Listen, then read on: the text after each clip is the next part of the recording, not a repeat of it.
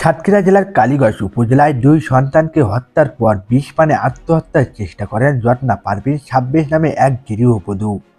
ঘটনাটি ঘটেছে ২৯শে জানুয়ারি বেলা ১:৩০টার দিকে সাতক্ষীরার কালীগঞ্জ উপজেলার কালিকাপুর গ্রামে।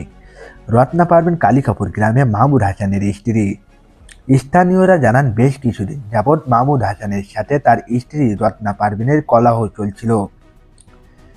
পরে তিনি বিষ মিশ্রিত খাবার খাইয়ে দুই ছেলে আরিয়ান ও মাহির আবরারকে হত্যা করে।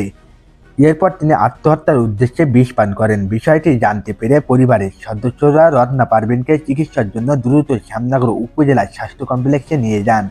খবর পেয়ে কালীগঞ্জ থানার officer in charge OC Mohammad Hafizur Rahman ও উপপরিদর্শক প্রদীপ সানা ঘটনাস্থলে গিয়েছেন।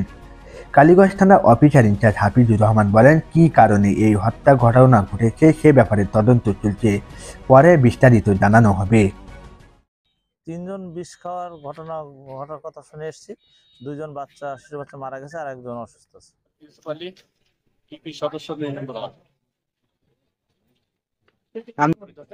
জানতে পারলাম এক পরিবারের মা এবং তার দুইটা বাচ্চা।